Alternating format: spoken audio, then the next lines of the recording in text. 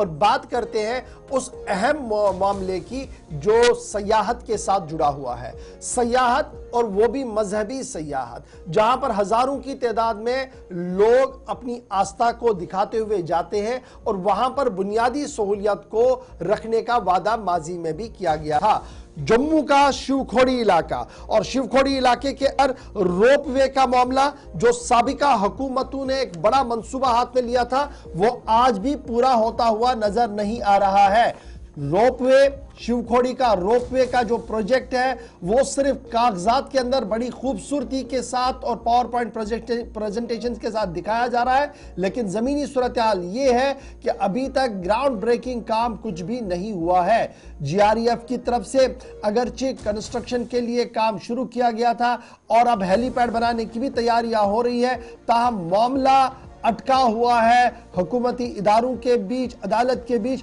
जिसकी वजह से अभी तक भी ये बड़ा फैसला जो वहां पर करना था, जिससे हजारों यात्रियों को वहां पर फायदा मिलता, वो अभी तक भी नहीं हो पाया है। ताहम ये फैसला लिया गया है कि आरती को दोबारा से वहां पर शुरू किया जाए और बराह रास्त आरती दिखाई जाए, इस जिम्न में भी इकदाम किए जा रहे हैं। पहली मर्तबा है जब साबिका हुकूमत जम्मू कश्मीर के अंदर ने यह अनाउंस किया था कि शिवखोड़ी रोपवे प्रोजेक्ट एक अहम प्रोजेक्ट है और इस पर काम किया जाएगा और अब यह कागजात से निकलकर जमीन पर होगा। और फिर फाइनली आप याद रखिएगा मोटा मोटा कि 30 दिसंबर सन 2022 को national highway logistical management limited नामी कंपनी ने, जो चीफ ऑपरेटिंग ऑफिसर है, उन्होंने एक नोटिस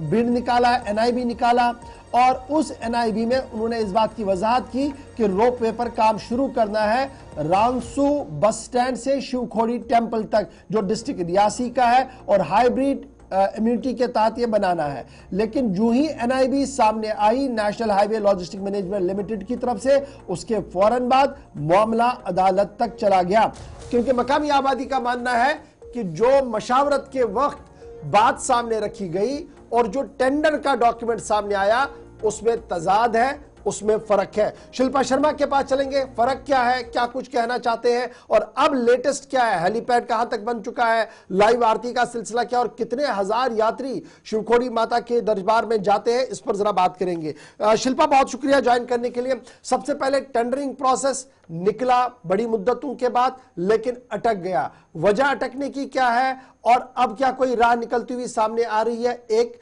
और सेकंड क्वेश्चन जो इसका रहेगा वो ये है, हेलीपैड और लाइव आरती की बात आ रही है, उसमें कितना काम हुआ है, किस तरीके से सिस्टम को इन्वॉल्व करने की कोशिश की जा रही है? करें तो उनके द्वारा एक घोषणा की गई कि जल्द से जल्द इस परियोजना को जो है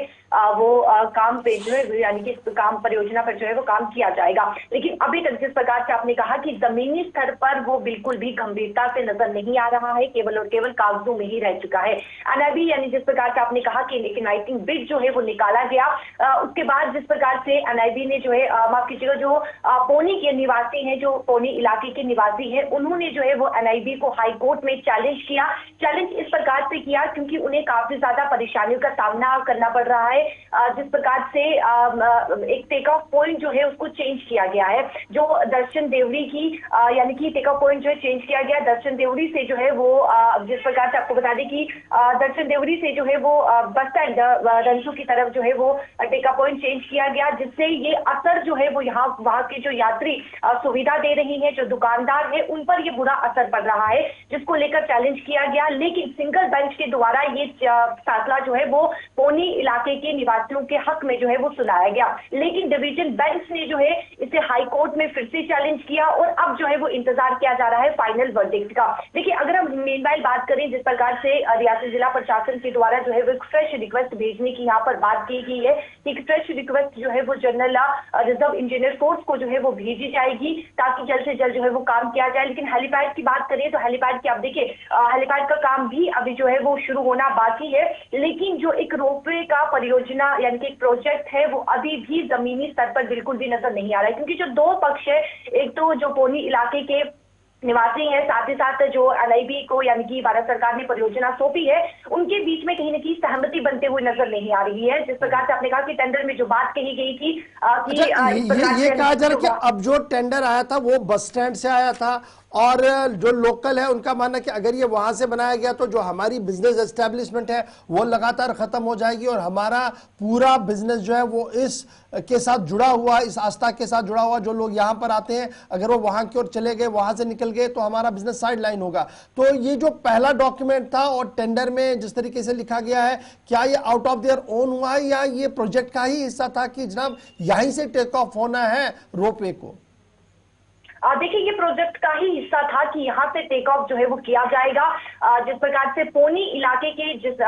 तरीके से आपने कहा कि वहां पे जितने भी दुकानें हैं या फिर यात्रियों को सुविधा देने वाले हैं, उन्हें ये बुरा असर पड़ेगा। क्योंकि आप देखिए, जब भी प्रोजेक्ट सामने आता है तो कहीं न कहीं उसमें कई सारी रुकावटें भी देखने को मिलती है, जो कि उन लोगों तक नहीं पहुंच पाती है। उन लोगों को ये कहा जाता है कि आपको किसी प्रकार की कोई भी परेशानी नहीं होगी। तो अब जो पोनी इलाके के दुकानदार है, जो वहां के निवासी है, उन्हें ये बुरा असर पड़ रहा है, उन्हें ये परेशानी हो रही है कि अगर टेक ऑफ पॉइंट वहां से लिया जाता है, बस स्टैंड से यानी कि बस स्टैंड तक जो है वो लिया जाता है, तो उन्हें दुकानदार जो वहां पर काम कर रही है, साथ ही साथ जो यात्रियों को सुविधा दे रही है, उन्हें जो है वो बुरा असर पड़ेगा, बुरा इम्पैक्ट पड़ेगा। अब जब ये मामला कोर्ट तक चला गया तो क्या कोर्ट में स्टेट गवर्नमेंट की रिप्रेजेंटेशन प्रॉपरली नहीं हो पा रही है कि जनाब ये तो एज पर एग्रीमेंट है, एज पर सेट प्लान है, जिस तरीके से हुआ है? देखिए, जब एनआईबी को जो है पोनी इलाके के लोगों ने जो है वो चैलेंज किया और ये सब परेशानी जो है वो बताई गई, तो सिंगल बेंच के द्वारा ये फैसला जो है वो उनके हक में सुनाया गया। लेकिन वहीं पर डिवीजन बेंच ने जो है वो हाई कोर्ट में इसे जो है वो फिर से चैलेंज किया है। तो अब फाइनल वर्डिक्ट का इंतजार किया जा रहा है, क्योंकि दोनों पक्षों के बीच कहीं ना कहीं सहमति नहीं बन रही है। अगर एक पक्ष में फैसला जो है वो उनके हक में सुनाया जा रहा है, तो कहीं ना कहीं दूसरा पक्ष जो है वो उसे फिर चैलेंज करते हुए नजर आ रहा है। तो यहाँ पर दोनों पक्षों को कहीं ना कहीं सहमति बनानी होगी। आप जरा फटाफट से हमारे व्यूअर्स को ये भी बताइए, जब हम जम्मू कश्मीर को देखते हैं तो हमारा टूरिज्म सेक्टर एक मेजर बैकबोन है हमारी इंडस्ट्री की, और उस टूरिज्म सेक्टर में रिलीजियस टूरिज्म, जो मजहबी टूरिज्म है, ये सबसे इंपॉर्टेंट है। जम्मू प्रोविंस में मैं देखूं जहां पर अगर इस प्रोसेस को हम देखें, अगर इसको स्ट्रीमलाइन किया जाए तो एक मेजर चंक ये उभर कर सामने आ सकता है। लेकिन क्या वजह है कि हुकूमत अभी तक इसको टैप नहीं कर पाई? कितने हजार श्रद्धालु यहां पर हर दिन आते हैं दर्शन के लिए? देखिए, माता वैष्णो देवी दरबार की अगर मैं बात करूं तो लाखों के करीब जो है, साल में आप देखेंगे लाखों के करीब वहां पर जो है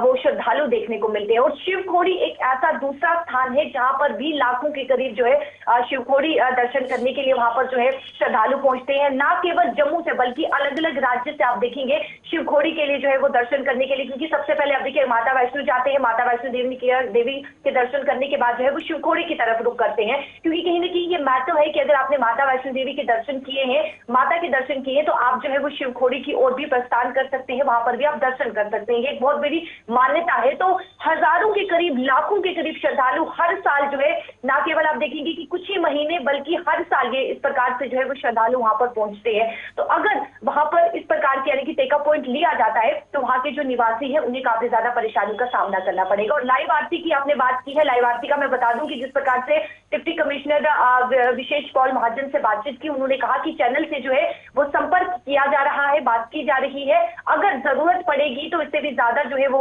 यानी कि क्या जो भी डिमांड जो है वो रखी जाएगी तो वो फुलफिल की जाएगी। लेकिन जरूरत पड़ेगी तो लाइव आरती के लिए जो है वो फिलहाल टेंडर भी निकाला जाएगा, क्योंकि लाइव आरती ना केवल जम्मू में सुनी जाती है बल्कि देश दुनिया के लोग जो है वो उसे सुनते हैं। शाम को, सुबह जो है वो लाइव आरती माता वैष्णो देवी की सुनना जो है वो पसंद करते हैं। तो काफी लंबे समय से ये लाइव आरती भी बंद है, तो इसको लेकर विशेष पॉल महाजन ने कहा है कि अगर जरूरत पड़ती है तो टेंडर भी लाइव आरती के लिए जो है वो निकाला जाएगा। बहुत शुक्रिया जी हमारे साथ ज्वाइन करने के लिए। मजहबी मकामात पर हजारों की तादाद में लोग आते हैं, वहां पर बेसिक इंफ्रास्ट्रक्चर बने, यह हुकूमत की जिम्मेदारियां होती हैं, और यही वजह है कि प्लानिंग प्रोसेस में जब ये चीजें आती हैं तो शायद बहुत सारी चीजें नजरों से ओझल होती है, लेकिन जब टेक ऑफ का समय आता है तो परेशानी आती है। लेट अस होप सो कि मामला अदालत के अंदर है, अदालत में हुकूमत अपने मौक़िफ़ को सख्ती के साथ रखे, मामले की सुनवाई हो, ताकि ये टेक ऑफ पॉइंट यहां से बन पाए और जो हजारों की तादाद में लोग यहां पर आ रहे हैं उन्हें मजीद राहत मिल सके।